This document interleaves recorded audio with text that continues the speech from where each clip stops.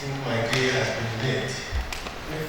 It is enough fertilizer, enough impetus to continue on what we have been doing. It means that what we have been doing well. Henry everyone is my name. I don't know whether I'm still the spokesperson of the Health Sector Reform Coalition, because we expect a change of guard very soon. In 1999, when President Obasanjo came to power, he saw how bad things were. So he went across all over the world to look for Nigerians in the diaspora to come out.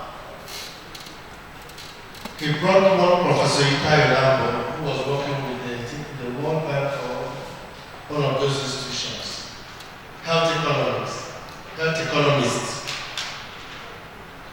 The man came around, met him help with the Minister of Health. He went around and said there was no hospital in Nigeria that should qualify to answer a hospital, whether you are answering teaching hospital or primary healthcare center. He brought a few people and called them, about 39 or 40 people, called them health change agents. And these people sat in a conclave and asked, what can we do to salvage this system? In the process of their diagnosis, they discovered that there was no law, an overarching law regulating health in Nigeria. They discovered that countries that have better health indices are countries governed by strong laws in the health sector, concerning the health sector. So they came together, brought partners who started drafting the National Health Plan. From 2000 to 2004, it was only in 2014 that the National Health Bill was passed by the National Assembly and assented by the President and was gazetted into law. One of the high profile and describing that with provisions of that act, the basic healthcare provision created in section 11 of that act,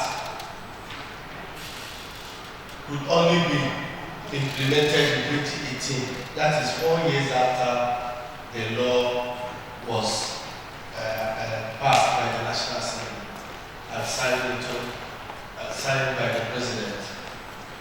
Since 2018 till now, only 2 branches of that law, of that fund has been provided. And what is special about that fund?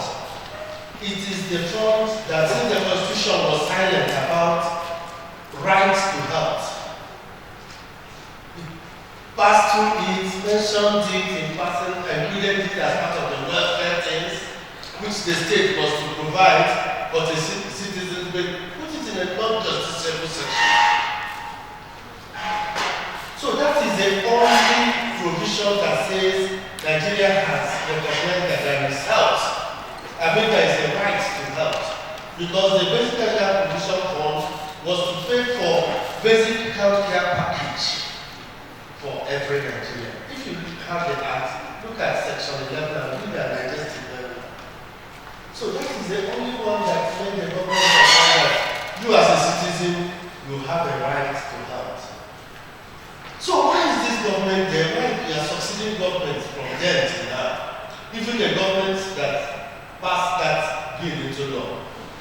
Why are they not implementing this? Almost all the problems we have in the health sector today, from governance to basic services, if we implement that law, most of these problems will be solved. People were talking of organ trafficking, this one and so on. The law in section 12 says categorize health institutions and health products. Group them, name them, classify them. Then section 13 says award certificate of standards. So that if you come to this place, Silver Grade Hospital, there will be something telling you these are the services provided that will approved by Maraba to go and remove somebody's kidney.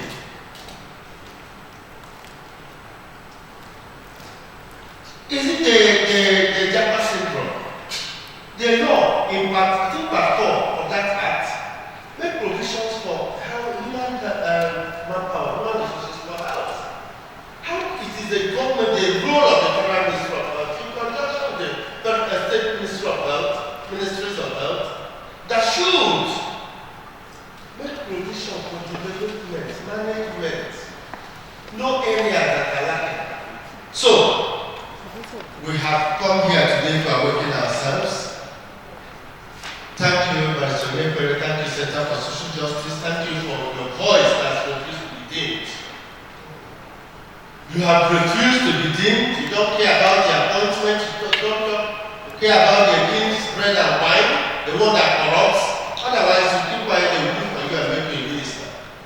There's nobody serving today as a minister in that cabinet that is more than you, with your candidate to stay on the side of the Nigeria.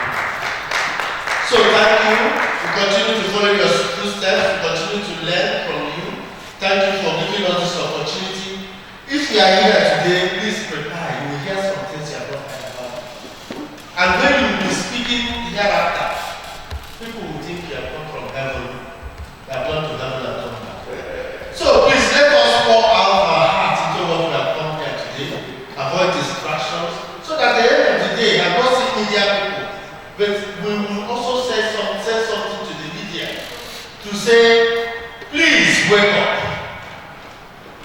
If Nigeria, the economy is so poor that like a card of Ventin, when you see it, 1 gram strength of Ventin is 50 something thousand. That is the one for 7 days. The smaller strength, 625 milligram, it is 39,400. And what is minimum wage? If primary school teachers in the city are still being old, that means when people are still, they will die if they are not implementing the provisions of the law. The Vulnerable Group Fund, that act has been passed in the National Health Insurance Act, National Health Insurance Agency Act. Why is it not being implemented?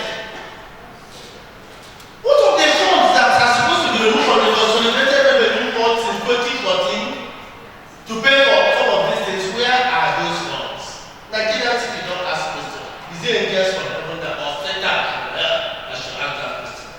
Thank you so much. God bless you.